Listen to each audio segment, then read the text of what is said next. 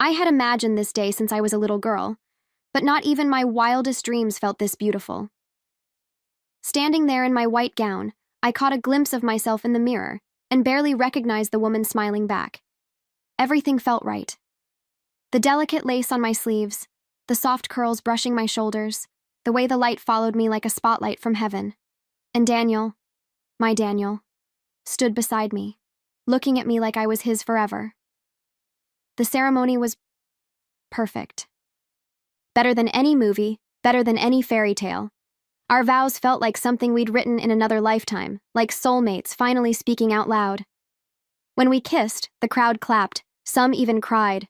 The reception came alive with music, with laughter, with so much love it felt like the walls could barely hold it in. I remember gliding from one table to the next, soaking it all in. The flowers, the food, the smiling faces. My heart was full. But then, not long after dinner, I started to feel strange. A wave of nausea, a twist in my gut I couldn't explain. I thought maybe it was the wine, or the nerves, or just the whirlwind of it all hitting me at once. I leaned in, whispered to Daniel that I needed some air. He barely looked up.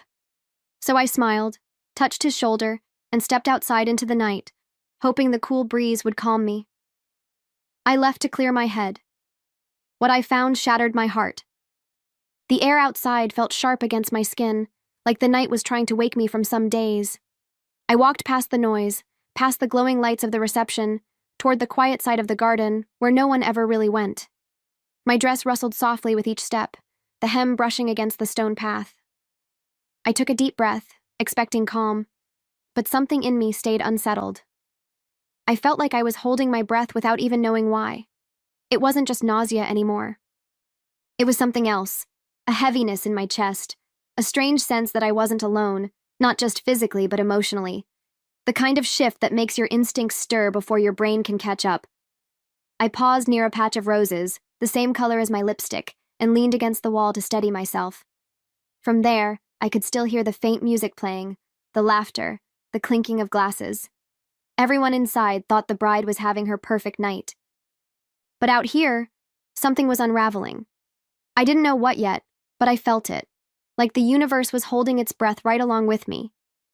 I looked up at the sky, at the stars that had started to peek through the dusk, and tried to remind myself that I was happy. Wasn't I? That I had everything I wanted. That I had Daniel, my husband, my best friend. I was about to turn back inside, ready to pull myself together. But something made me stay just a second longer. That's when I heard it. A low laugh, muffled, intimate. Not from the reception, not part of the party. It was coming from the other side of the hedge, where the garden curved around toward the fountain. My heart kicked hard in my chest. I told myself it was nothing. Maybe a couple sneaking a cigarette. Maybe a pair of teenagers being silly. But my feet started moving before I could stop them, pulled by something I couldn't name yet. I stepped carefully, almost as if I didn't want to make a sound. Like I already knew that whatever I was about to see, I wouldn't be able to unsee. My heels clicked against the stone path like tiny warnings. And then, through the leaves, I saw two silhouettes. Close. Closer than close. His hand on her waist, her hand in his hair. And then, the kiss. My world didn't crash down. It crumbled, quietly, softly, like paper burning in slow motion. I didn't move, couldn't move. My fingers gripped the side of the archway, my breath caught in my throat. They didn't see me. They were too wrapped up in each other to even realize they weren't alone. And I was still in my wedding dress, still wearing the veil, still glowing, but for all the wrong reasons now. I had left to clear my head. What I found shattered my heart. At first, my mind couldn't catch up with my eyes. I just stood there, paralyzed, like time had folded in on itself.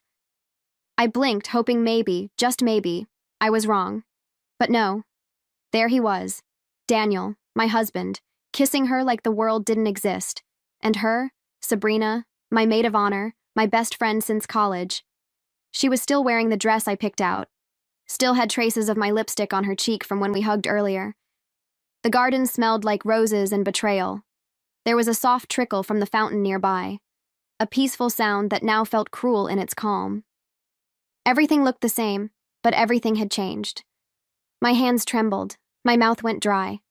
I wanted to scream, to collapse, to claw the moment out of existence. But I didn't move. I didn't make a sound.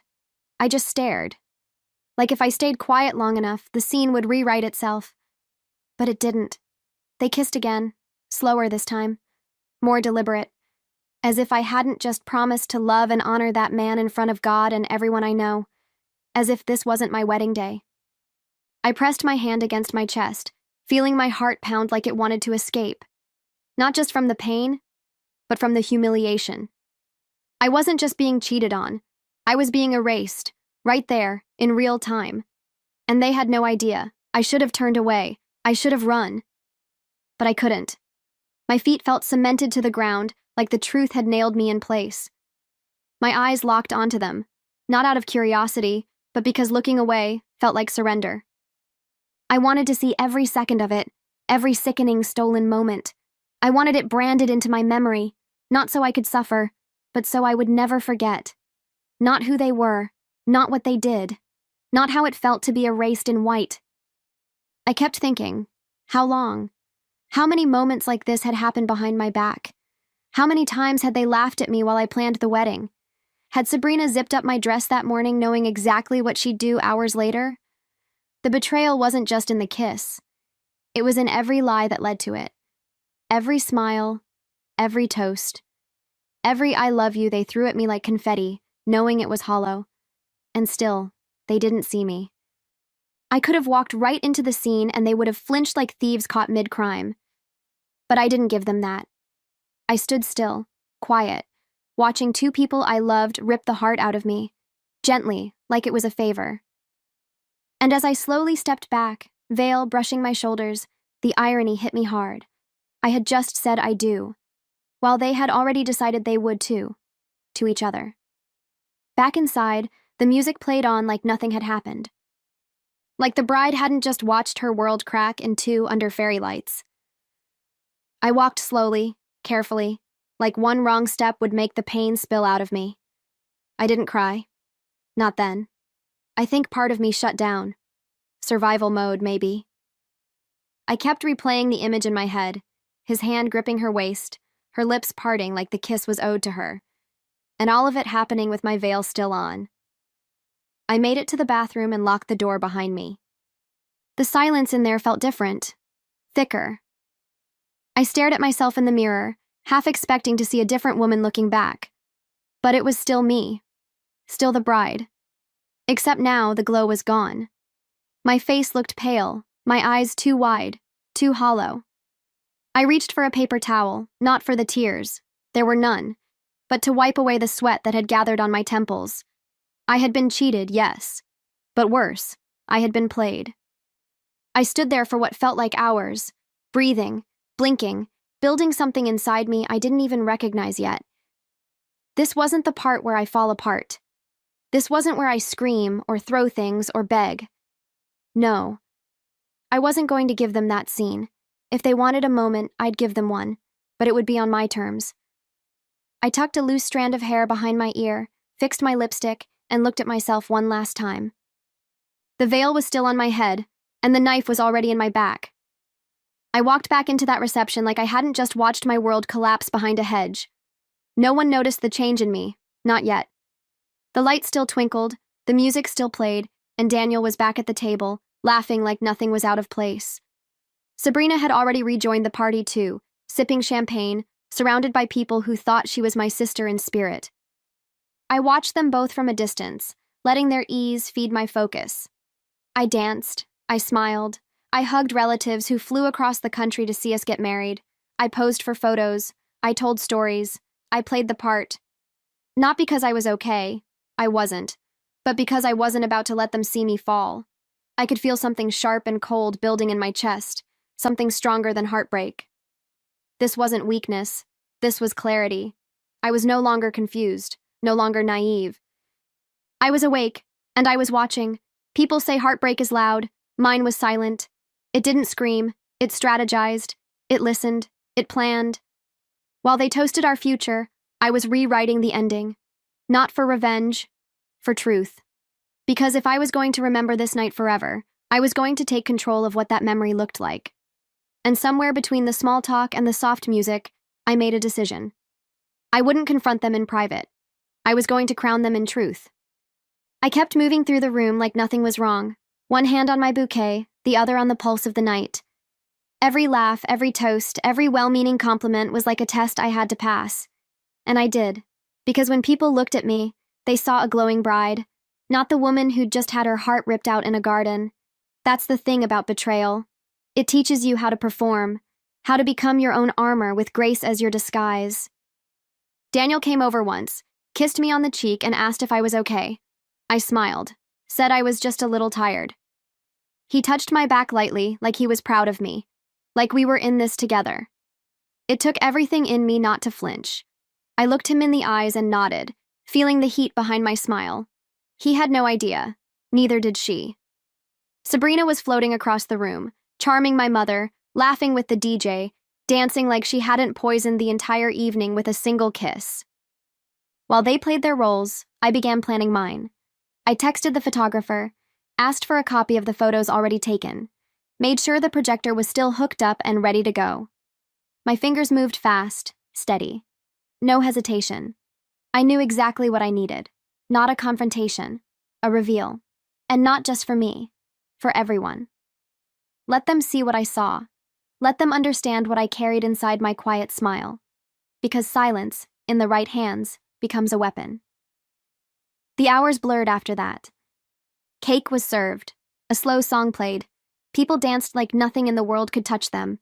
And me? I was calm, almost too calm, like something inside me had gone cold, not from defeat, but from determination. I kept watching them, not obsessively, just enough. Enough to memorize how easily they could smile with my name still on their lips. Enough to remember how betrayal can dress itself in celebration. I stood near the edge of the dance floor, my gown fanned out like a lie that was about to collapse in on itself. And I thought about all the things I could do. All the ways I could ruin them. But revenge didn't feel right. Not exactly. What I wanted wasn't to hurt them. It was to unmask them. To show everyone who they really were while they still thought they were untouchable. I wasn't angry anymore. I was focused. Dangerous even, in a quiet kind of way. So I waited. I smiled. I sipped champagne I could barely taste, and when someone asked if I was ready for the thank you speech, I nodded. Not because I had something sweet to say, but because I had something unforgettable to deliver. The microphone was already in the DJ's hand. The projector was warming up behind me. The photo? Ready. And me? I wasn't just the bride anymore. I was the storm they never saw coming. I took the mic with a steady hand. My voice, clear, calm. Not a single crack. People quieted down immediately. After all, the bride was about to speak. Some raised their glasses, others reached for their phones to record. Daniel gave me that look, proud, a little smug, like he expected me to say something poetic about love. Sabrina clapped softly from her seat near the front, eyes shining with the kind of confidence only liars wear. I started light, thanked the guests for coming, complimented the flowers, the food, even the playlist. I mentioned how beautiful the night had been, how grateful I was to be surrounded by people who meant so much to me. I could feel everyone leaning in, waiting for the emotional high note, the part where I'd say how lucky I was to have Daniel. And for a second, I almost gave it to them. Almost. But then I turned to her first. To my maid of honor, I said, smiling so wide it almost hurt. Thank you for watching over him so closely tonight. A ripple of polite laughter moved through the room, until people noticed my tone didn't match the words. I turned to Daniel. And to my husband. My voice dropped just enough to make people hold their breath. I hope kissing her was worth what you're about to lose. That's when the photo lit up the screen behind me. Gasps filled the room like a wave crashing over a quiet beach. One second it was joy and celebration. The next it was silence so sharp it cut through the music. The photo on the projector didn't leave room for doubt. Daniel, Sabrina, mid-kiss, framed perfectly beneath the garden lights. I watched as heads turned, hands flew to mouths, and chairs creaked from people leaning forward to get a better look. The room wasn't breathing anymore. It was just watching. Daniel's smile vanished before the image even fully loaded. His mouth opened, but no words came out, just disbelief and panic flooding into his eyes. Sabrina sat frozen, her champagne glass still in midair, like she was hoping this was all a misunderstanding. But there it was, proof, projected 10 feet tall behind me. No one could unsee it. No one could pretend it hadn't happened. And I just stood there, not triumphant, not angry, just done. I didn't cry. I didn't scream. I didn't even raise my voice. That was the power of it. I let the truth speak louder than any meltdown ever could. It wasn't about making a scene. It was about setting the record straight. In one image and 2 sentences, I had shifted the entire narrative. The wedding wasn't ruined. It was exposed. And while they scrambled to make sense of the fallout, I looked out at the crowd and realized something. I didn't feel broken. I felt free. I handed the mic back to the DJ and stepped down without another word. The room stayed silent. No applause, no whispers, just stunned stillness. The kind of silence that follows a crash. Some people looked away, embarrassed for me. Others looked at me like I was a legend. But I wasn't looking for sympathy or applause. I didn't need anyone to tell me I was brave. I knew what I had done. And more than that, I knew why. Daniel tried to follow me, stammering my name, but I didn't stop. Sabrina stayed seated, her expression unreadable. Maybe guilt, maybe fear, maybe just the shock of being seen. I passed them both without a glance. Not because I was cold, because I was done. This wasn't about drama anymore. It was about closure, about claiming a story that almost swallowed me whole and rewriting the ending before they could write it for me. I stepped outside into the night, same as before, but everything felt different now. I wasn't dizzy, I wasn't lost, I was clear. There was no more pretending, no more smiling through the pain. The wedding was over, but my story had just begun, and I wasn't walking away ruined. I was walking away rewritten. The annulment was the easy part. A signature, a stamp, a legal erasing of something that had never really been real to begin with. I didn't cry in the courthouse. I didn't wear black. I wore white again, not out of irony, but out of defiance. People whispered, some stared. A few even clapped when I walked out. I didn't do it for them, but I won't lie. The support felt good. Like the universe was patting me on the back and saying, "You did the right thing." The photo made its way online before I could even think about what to do with it. A cousin posted it, then someone else shared it, and within days, it was everywhere. I became that bride, the one who exposed her cheating husband during her own wedding toast. Strangers sent messages. Women from other cities, other countries, wrote to me saying they wished they'd done the same. For the first time in a long time, I didn't feel alone. I felt seen. And with that came something I never expected. Freedom. I started booking trips, not to escape, but to explore. I got on planes by myself, ate dinner alone, stood in museums and train stations and quiet hotel balconies, just listening to my own thoughts. I wasn't running from the past. I was walking toward something new. I got offered a speaking spot at a women's conference.